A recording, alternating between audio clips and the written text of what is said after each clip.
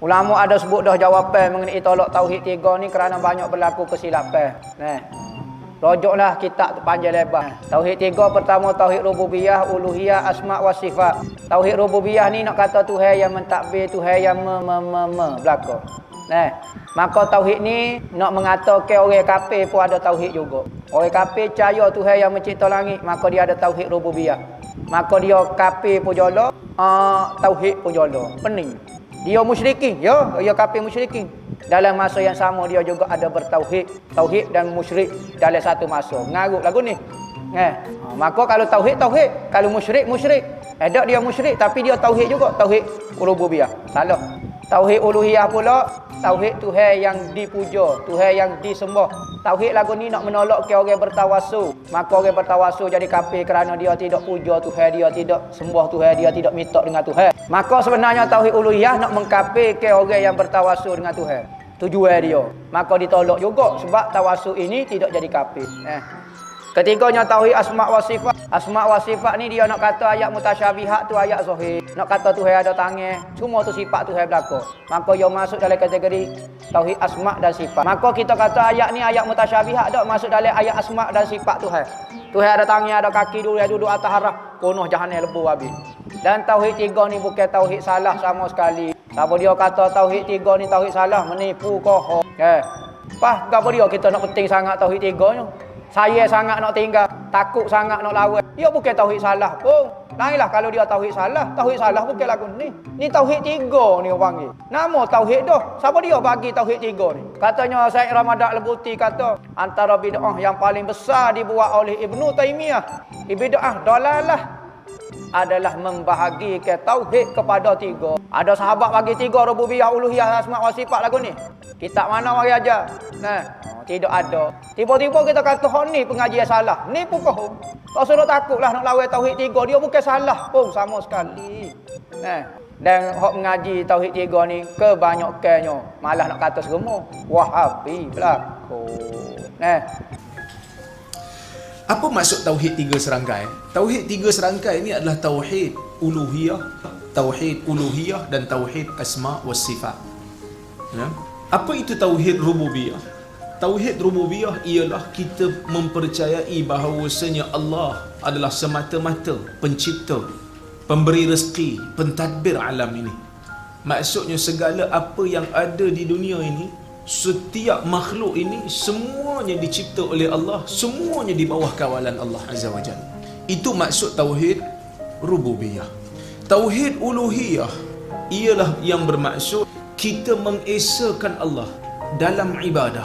Setelah kita percaya bahawasanya Allah Subhanahu wa taala sebagai pentadbir, sebagai pencipta, sebagai pemberi rezeki, maka hak Allah yang mana kita telah iktiraf dia sebagai Tuhan yang mencipta, kita bagi kat dia hak. Apa hak dia? Hak untuk dia dapat setiap daripada ibadah kita. Maka yang tu dipanggil tauhid uluhiyah. Maka kita tidak salat melainkan hanyalah untuk Allah. Maka kita tak melaksanakan puasa melainkan hanyalah untuk Allah. Maka kita tidak memberikan tawakal melainkan hanyalah kepada Allah. Itu maksud tauhid. Maka setiap benda yang boleh membawa ataupun yang boleh menafikan tauhid uluhiyah ni Islam tak bagi. Mula-mula tauhid rububiyah mempercayai bahawasanya Allah ini pencipta, pentadbir, pemberi rezeki, pemilik segala sesuatu yang ada di dunia ini. Yang ni tak ada masalah sangat. Yang mana kita boleh kata setiap orang yang beragama dia percaya kepada Tuhan. Dia percaya Tuhan dia cipta dia. Dia percaya Tuhan memiliki segala-galanya. Tapi bila masuk tang tauhid uluhiyah, yang ni menjadi perbezaan antara kita dengan orang-orang yang tidak Islam, orang-orang kafir. Kerana Islam menetapkan tauhid di dalam ibadah. Tak boleh kita bagi satu-satu ibadah kepada selain daripada Allah Subhanahu wa taala, siapa pun dia. Maka Islam mengharamkan semua benda yang boleh menafikan tauhid uluhiyah ni. Maka sebab itu Islam mengharamkan patung, kerana patung boleh membawa akhirnya kepada penyembahan terhadap patung. Kecuali patung budak-budak kerana tidak ada unsur ta'zim, kerana tidak ada unsur membesarkan patung tu. Macam saya sebut dululah, kita beli anak kita patung Ultraman, belum sampai rumah kepala dah cabut, kaki dah cabut, kerana tidak ada unsur membesarkan patung tu. Berbeza dengan patung-patung selain daripada tu yang kadang-kadang kita beli, kita letak di tempat yang tinggi. Dia akan membawa kepada unsur membesarkan patung, yang mana akhirnya akan menafikan tauhid uluhiyah. Islam juga mengharamkan kita ni bersumpah atas nama makhluk. Kita nak sumpah atas nama Allah, kan?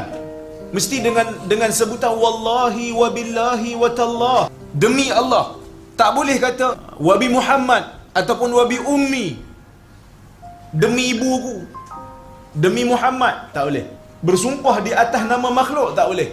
Islam juga mengharamkan sebarang jenis khurafat, kerana khurafat seolah-olah memberikan kepercayaan pada masa akan datang selain daripada Allah. Seolah-olah kita nak kata ada benda, ada makhluk yang tahu tentang perkara gaib selain daripada Allah.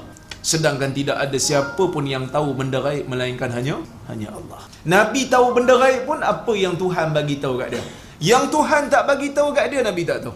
Maka sebab itu bila orang datang tanya Nabi soalan-soalan, Nabi tak kata, oh tak payah tanya, saya tahu dah. Sebelum awak datang saya tahu dah. Tak ada. Sahabat datang tanya siap-siap, baru Nabi jawab. Baru Nabi jawab. Islam tak benarkan khurafat kerana benda ni boleh menafikan tauhid uluhiyah. Dan kita ada satu lagi tauhid asma' was sifat. Kita ada satu lagi tauhid asma' was sifat, iaitu kita mempercayai bahawasanya Allah mempunyai nama-nama dan sifat-sifat yang boleh kita rangkumkan. Allah bersifat dengan sifat yang sempurna. Allah ini bersifat dengan sifat yang sempurna dan Allah tak sama macam makhluk. Dan kalau kita baca dalam Al-Quran, kita baca dalam hadis, kita akan temui bahawasanya Allah sendiri menyatakan bahawasanya dia mempunyai sifat. Apa ni nama-nama dan sifat-sifat. Walillahil asmaul husna fad'uhu biha. Bagi Allah itu ada nama-nama yang baik, hendaklah kamu menyeru Allah dengannya, berdoa kepada Allah dengannya. Maka sebab itu bila kita nak doa, kita sebut nama-nama Allah. Ya Rahim irhamni, Ya Ghaffar ighfirli, kan? Wahai Tuhan yang Maha Penyayang, sayang kat saya.